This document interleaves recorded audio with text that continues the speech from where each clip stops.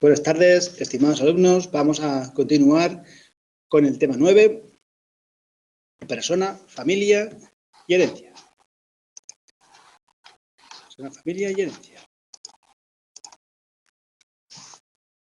Bueno, ¿qué nos dice de la persona? Pues que se considera persona al ser humano, persona natural.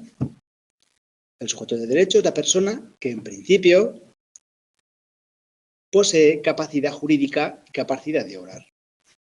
La persona y la personalidad quedan determinadas por el nacimiento, que según el artículo 29, el nacimiento determina la personalidad, pero el concebido se tiene por renacido a todos los efectos que le sean favorables siempre que nazca con las condiciones que expresa el artículo siguiente, o sea, el artículo 30.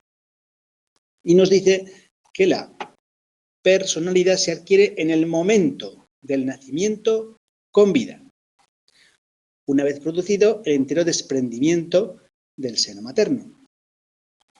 Así pues, tanto la Constitución española, el Código Civil, Penal, nuestro ordenamiento en su conjunto y las declaraciones de derechos humanos o fundamentales se está enfrentando a la prevalencia de dos derechos fundamentales: el derecho a la vida de todo ser humano y el derecho de la mujer de disponer de su cuerpo y, en realidad, de cualquier individuo independientemente de su sexo. ¿Vale? ¿Qué es la capacidad de obrar? Pues bueno, según la legislación vigente, se considera mayor de edad a la persona que posea 18 años cumplidos. Y eso es una pregunta del test que propone el libro. Si bien, antes de esta edad, el mayor de 14 años puede conseguir la emancipación, según el artículo 314, siguiente del Código Civil, aunque posee su capacidad de obrar restringida. La emancipación también es pregunta de test. Y nos dice el artículo: hasta que lleguen a la mayoría de edad no podrán hacer los siguientes actos jurídicos, que también es pregunta de test. No podrán tomar dinero a préstamo o gravar o enajenar bienes inmuebles y establecimientos mercantiles o industriales u objetos de extraordinario valor sin consentimiento de sus padres o de su curador. También existen limitaciones a la capacidad de obrar, derivadas de las circunstancias físicas o intelectuales de las personas. Para la protección de las personas con discapacidad, se configura el patrimonio único. Bueno, la pregunta de test pregunta si ese patrimonio único es patrimonio propio. Pues sí, pues sería patrimonio propio. Lo que dice la ley 41/2003 es que configura un patrimonio protegido de las posibles sustracciones, ¿no? Entonces, el libro nos dice patrimonio único. ¿Os pregunta luego patrimonio propio? Pues bueno, ahí lo tenéis. Patrimonio único, patrimonio propio, en definitiva un patrimonio propio protegido, ¿no?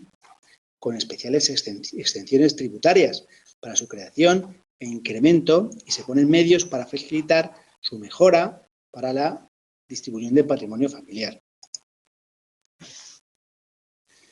Capacidad jurídica, pues es, como hemos visto ya en el tema anterior, la capacidad jurídica de las personas pues finaliza con la muerte del individuo, porque como hemos visto, la capacidad jurídica era pues una cuestión de acción, ¿no? La acción, entonces, como para conseguir determinados fines, resulta su logro imposible a una sola persona y puede alcanzarse ciertos objetivos en el marco de la vida de una persona, pues el ordenamiento jurídico concede personalidad jurídica a las llamadas personas colectivas, que pueden clasificarse en corporaciones, asociaciones y fundaciones, que es pregunta de test del libro.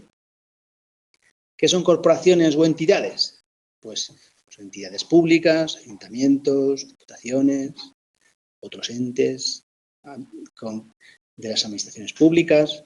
Luego tenemos las asociaciones o conjuntos de personas que se unen para conseguir objetivos lícitos, ya sean lucrativos como las sociedades o mercantiles, religiosos, culturales, deportivos, sabéis, el derecho de asociación, lo recoge la Constitución española en el artículo 22. Las fundaciones de carácter público pues son reconocidas por la ley, conjunto de bienes afectados por el fundador al cumplimiento de algunos fines. Las personas jurídicas pueden adquirir y poseer bienes, así como contraer obligaciones y ejercitar acciones civiles o criminales. No obstante, no pueden poseer ningún derecho propio en exclusiva de las personas físicas, como los derivados del derecho de familia. Es decir, son entidades, tienen personalidad jurídica, ¿no? Pero no tienen derechos de tipo físico. Bueno, también tenemos que los extranjeros, dice el artículo 27 de la Constitución, los extranjeros gozan en España de los mismos derechos que los españoles, salvo lo dispuesto en las leyes especiales y en los tratados. Pregunta de test. Dice también el libro que es compleja y excesiva la normativa sobre adquisición y pérdida de la nacionalidad, que nunca puede ser de origen, y los diferentes regímenes de permisos de residencia y de trabajos que efectivamente pues, van variando en función de las decisiones políticas.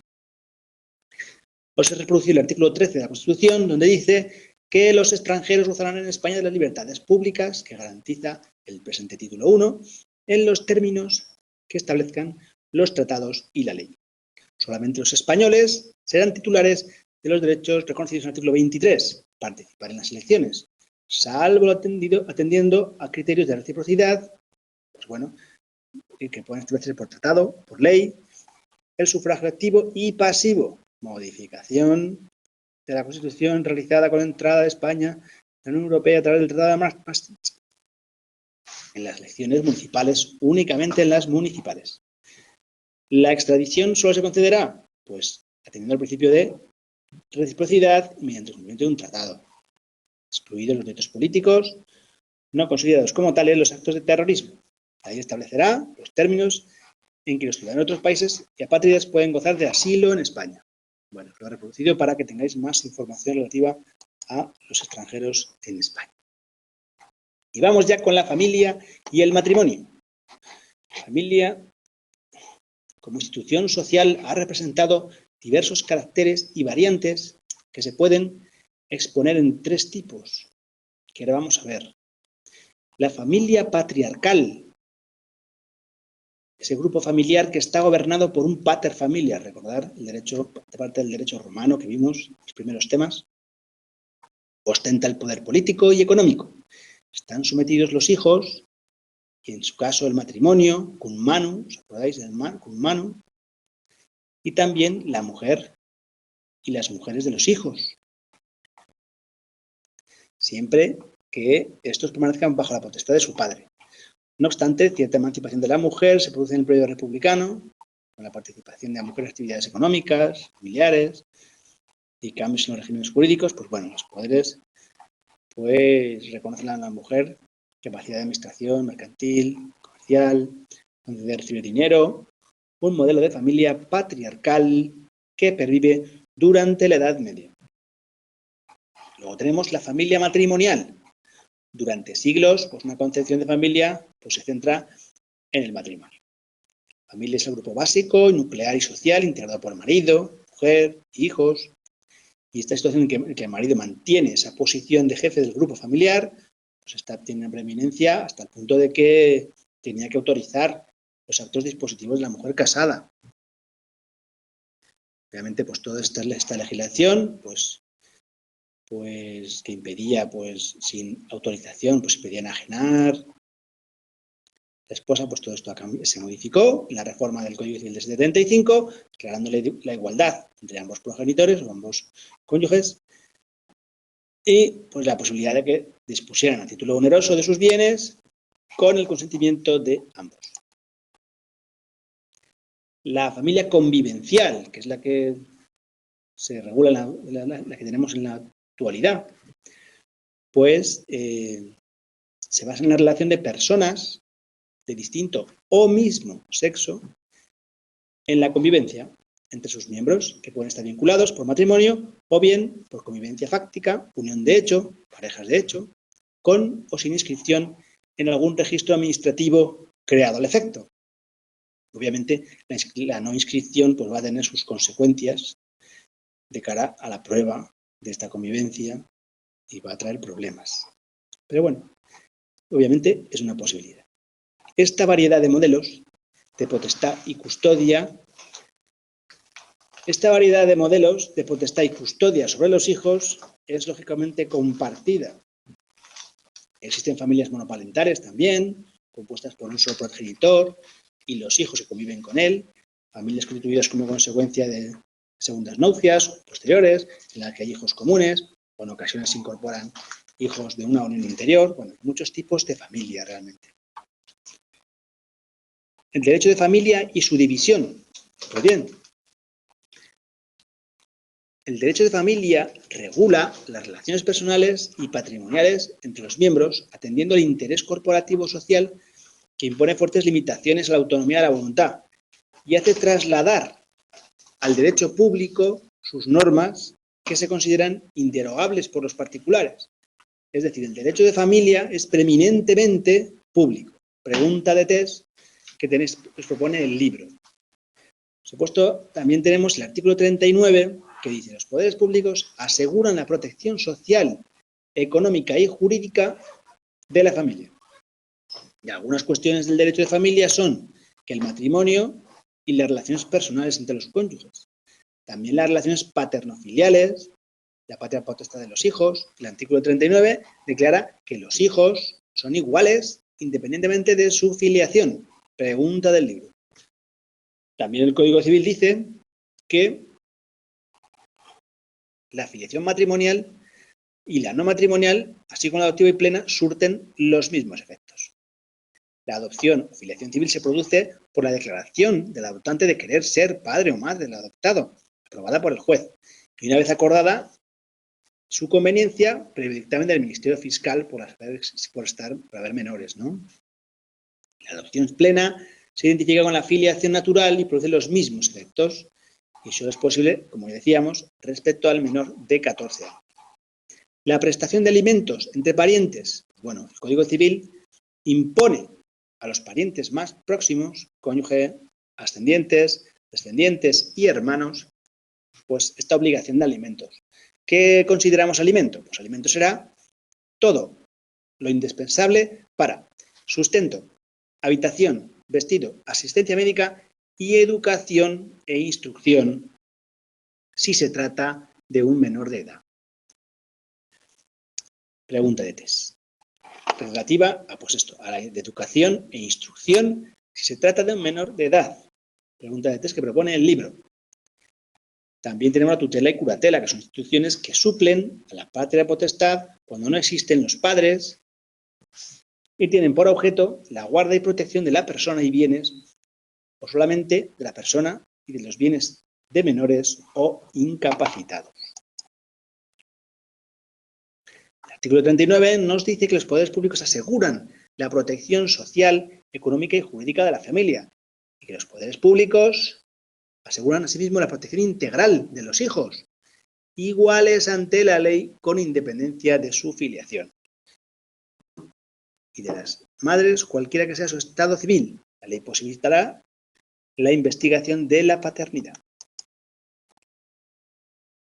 Bien. Tenemos también aquí un apunte sobre el matrimonio.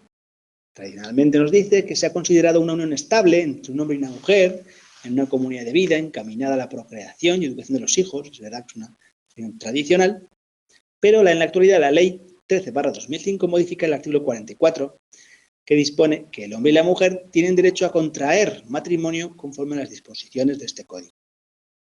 El matrimonio tendrá los mismos requisitos y efectos cuando ambos contrayentes sean del mismo o diferente sexo. También tenemos otra serie de artículos interesantes, como el de 66 al 70, que nos dice que los cónyuges son iguales en derechos y deberes. También deben respetarse y ayudarse mutuamente y actuar en interés de la familia. Y están obligados a vivir juntos, guardarse fidelidad y socorrerse mutuamente. Deberán además compartir las responsabilidades domésticas y el cuidado y atención de ascendientes y descendientes y otras personas dependientes a su cargo. Se presume, salvo prueba en contrario, que los cónyuges viven juntos.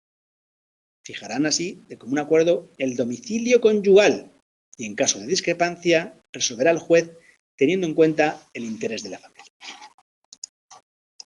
¿Qué más cuestiones tenemos? Pues también tenemos que en Roma se han sucedido distintas concepciones del matrimonio. Tenemos en la Roma clásica, la romana clásica, existe un matrimonio siempre que la convivencia o unión conyugal tenga consideración social de unión estable, honor matrimonio, que perdurará mientras persista el efecto recíproco entre los cónyuges, ese afecto maritalis, y se extinguirá cuando cese el amor entre uno y otro cónyuge. En la época romana posclásica, por influencia de ideas cristianas, ya viene la indisolubilidad y el carácter sacramental del vínculo matrimonial. Se atribuye el valor definitivo al consentimiento inicial. En el artículo 32 de la Constitución nos dice que el hombre y la mujer tienen derecho a contraer matrimonio con plena igualdad jurídica. La ley regulará las formas de matrimonio, la edad, la capacidad para contraerlo, derechos y deberes, causas de separación y disolución, así como sus efectos. En cuanto a la crisis o extinción del matrimonio, hay que distinguir dos cosas importantes. Una, la disolución, que supone la extinción del vínculo matrimonial, que se produce por la muerte de alguno de los cónyuges o el divorcio. Y la separación. La separación consiste en una suspensión temporal, ¿no?, de la vida en común de los cónyuges a petición de uno o de ambos, transcurridos 3 meses desde la celebración del matrimonio. Antes no es posible. La sentencia de separación produce la suspensión de la vida en común de los casados y cesa la posibilidad de vincular los bienes del otro cónyuge al ejercicio de la potestad doméstica. La disolución ya es causada por muerte o declaración de fallecimiento de uno de los cónyuges y por el divorcio. El divorcio se puede solicitar por uno o por ambos cuando exista separación previa. Se establece el divorcio unilateral también por trámites más breves y sin necesidad de esta separación previa. Distinta es la declaración de nulidad matrimonial, que se produce por falta de forma en los presupuestos esenciales o vicios en el consentimiento. Esta declaración de nulidad no invalida los efectos producidos respecto a los hijos y los contrayentes y el contrayente de buena fe.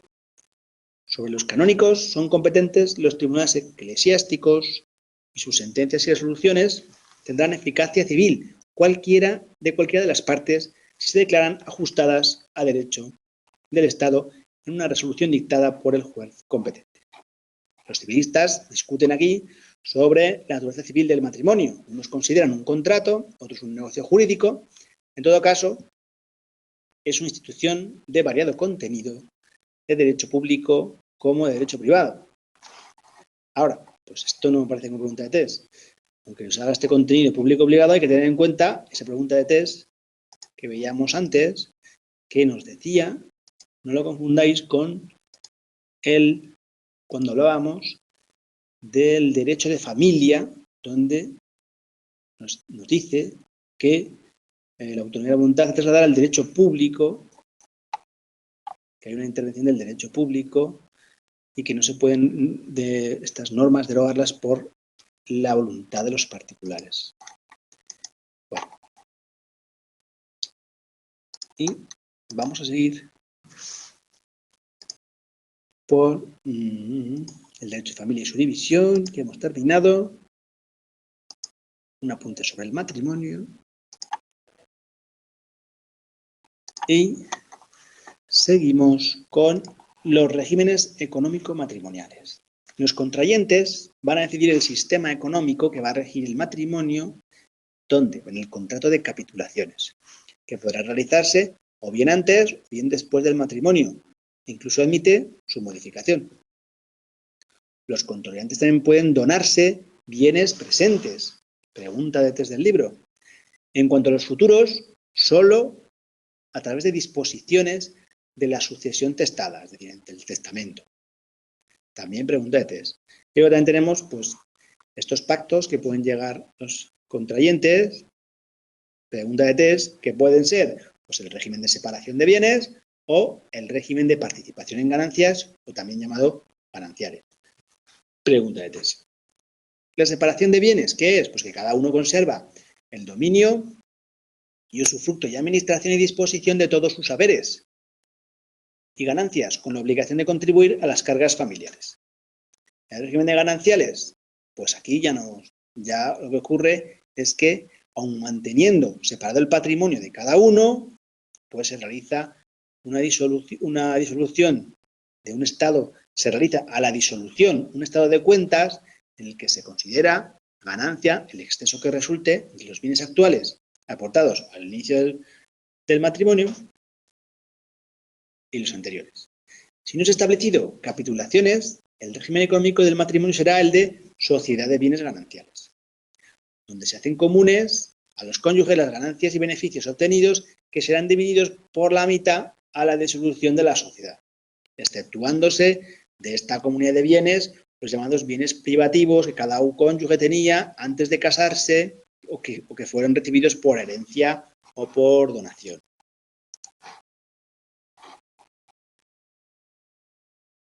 La herencia y donación. Pues bueno, la herencia, la muerte no solo supone el fin de la existencia y la actividad humana, sino también un cambio forzoso de la titularidad de los bienes que se han acumulado durante toda la vida y de las relaciones jurídicas. El heredero ocupa la posición del difunto en la concepción romana y se hace titular de los bienes y derechos y también de sus deudas. Pregunta de test del libro. Dado el carácter universal de la herencia, la doctrina distingue entre sucesión universal y sucesión particular, según se trata de un patrimonio o de un bien particular. Y también distingue entre intervivos y mortis causa, ya sea entre vivos o por causa de muerte.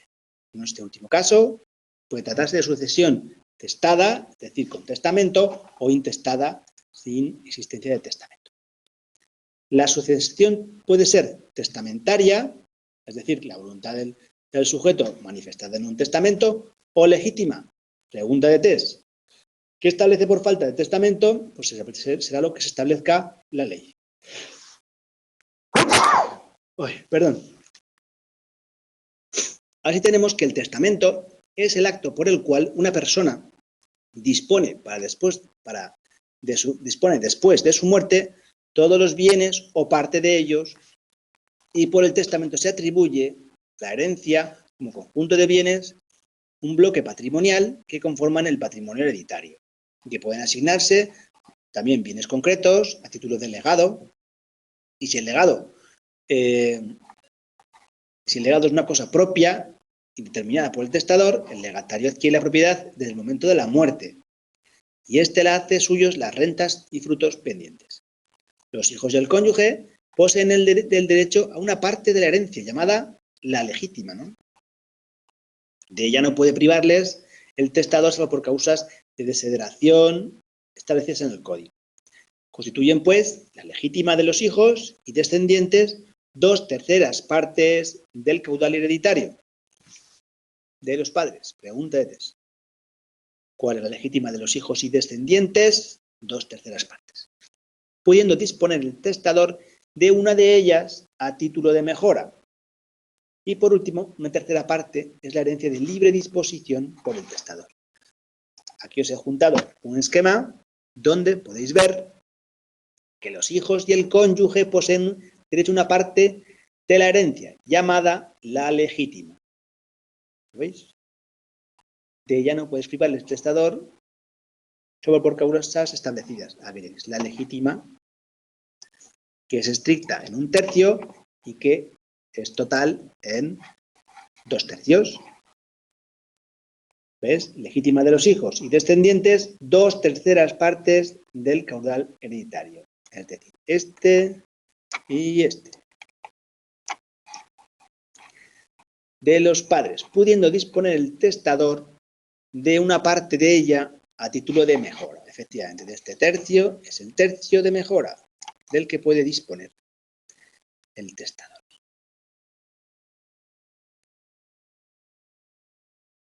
¿A quién puede mejorar el Testador, pues obviamente a los legitimarios. Es pregunta de test. No lo pone en el libro, pero obviamente no puede mejorar a un tercero. Tiene que mejorar a los legitimados. ¿Vale? Tenerlo en cuenta. Y por último, hay una tercera parte de la herencia, que es la de libre disposición. Este tercio del que puede disponer el testador. Bien. ¿Qué más cuestiones tenemos? Pues que el régimen común del Código Civil y las legislaciones autonómicas, pues bueno, la legítima de los herederos forzosos tiene considerables disminuciones, prevaleciendo una tendencia hacia la libertad de disposición del testador.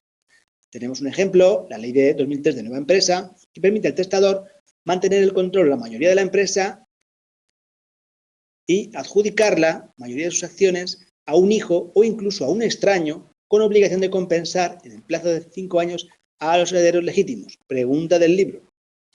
Otra ley también es la que para personas con discapacidad o dependientes establece la posibilidad de que el testador disponga de una sustitución fideicomisaria para obligar a los herederos a transmitir la herencia o parte de ella a una persona con discapacidad o a sus cuidadores. También, dice el libro, las legislaciones comunitarias, yo creo que estaría mejor dicho, por eso lo he puesto aquí entre interrogante, las legislaciones autonómicas, bueno, cuando ya sabéis, y cuando hablamos de legislación comunitaria, nos referimos a la de la Unión Europea. Entonces, no conviene, no sé, yo creo que debería decir las legislaciones autonómicas, como dice anteriormente. Pero bueno, en Navarra, el Fuero Nuevo, solo exige la mención de los hijos o descendientes en el testamento sin la obligación de dejarles parte de los bienes. En Cataluña y Galicia, la legítima se reduce a la cuarta parte. En Baleares, y a la tercera parte. En Aragón, a la mitad. Pues bien, ¿qué más tenemos? La sucesión legal o intestada tiene lugar cuando el causante no otorga testamento, o este es inválido, o no comprende todos los bienes disponibles, o renuncia, o hay una renuncia de uno de los herederos, o no hay sustitutos, o cuando no se cumple la condición puesta a la institución de heredero, o el heredero es incapaz, o a falta de herederos, la ley establece pues, que la herencia pues, irá a los parientes del difunto, al viudo o viuda y al Estado. En las herencias el pariente más próximo excluye al más remoto, salvo el derecho de representación. El orden a suceder, en la sucesión intestada, sería pues que heredan los hijos y por representación los descendientes vivos más directos al hijo fallecido. A falta de hijos y descendientes, ¿quién hereda? Los ascendientes. Padres, abuelos, bisabuelos, si los hay, paternos y maternos. Heredan la mitad por cada línea. Y en defecto de parientes, por la línea recta del cónyuge. Si no hay cónyuge sobreviviente, pues suceden los parientes colaterales, hermanos, sobrinos, hijos de estos hermanos. A continuación, los tíos carnales y a falta de parientes en cuarto grado, si no se da ninguno de los casos pues, anteriores, pues entonces sucede el Estado. En cuanto a las donaciones, pues la donación ¿qué es? Pues un acto de liberalidad, donde el donante dona a favor del donatario, que supone pues un empobrecimiento del donante y en consecuencia un enriquecimiento del donatario. La donación es la causa, una causa lucrativa, un acto de atribución patrimonial. Vemos que el acto de donación disminuye la fortuna del donante y también puede repercutir en las expectativas de los acreedores y en las esperanzas de heredar de otros herederos con derecho legítima. Por ello se establecen una serie de limitaciones a la libertad de donar. Por ejemplo, en casos en que haya falta de recursos o haya deudas con acreedores del donante, la donación se puede considerar, si así un juicio penal lo sentencia, pues en un fraude a los acreedores. Pregunta de test del libro.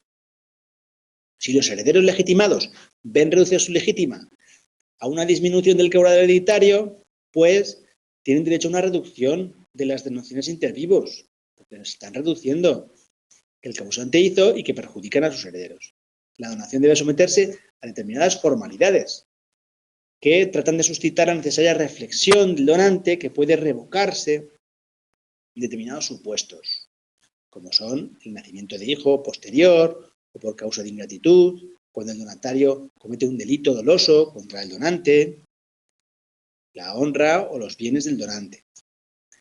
Esto es pregunta de test, que la donación puede revocarse en estos supuestos: nacimiento de hijo posterior, ingratitud, o cuando se atenta contra el delito doloso, contra la persona o la honra o los bienes del donante, pues se puede revocar esta donación. También hay un caso muy curioso, que es el de las donaciones remuneratorias y onerosas. Yo aquí os aclaro que se trata, en definitiva, como considera la doctrina, donaciones encubiertas.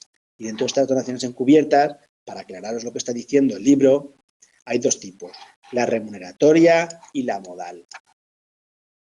Las donaciones remuneratorias, como os dice aquí, son aquellas en que se hacen a las personas para remunerarlas por sus méritos, por servicios prestados al donante, pues en lugar de pagarles, le hacen una donación. Pues es un poco encubierta. Debería pagar en lugar de donar. Las donaciones, en principio, pues son gratuitas, ¿no? Y no onerosas. Entonces, en este caso, son donaciones un tanto encubiertas y de carácter remuneratorio en este supuesto. Dice que son aquellas que se hacen a personas por sus méritos o por servicios prestados, siempre que no constituyan deudas exigibles, es decir, siempre que no sea una deuda que el donante vaya a pagar, ¿vale? O en las que se impone al donatario un gravamen inferior al valor de lo donado. ¿Qué significa esto de un gravamen inferior a lo donado? Pues que si llevan, por ejemplo, un impuesto, la donación realmente va a ser la diferencia entre el impuesto que tienen que pagar y lo que realmente perciban. Os he hecho una diapositiva más, simplemente para explicar este extraño supuesto y complejo quizá de entender, relacionado con la donación modal.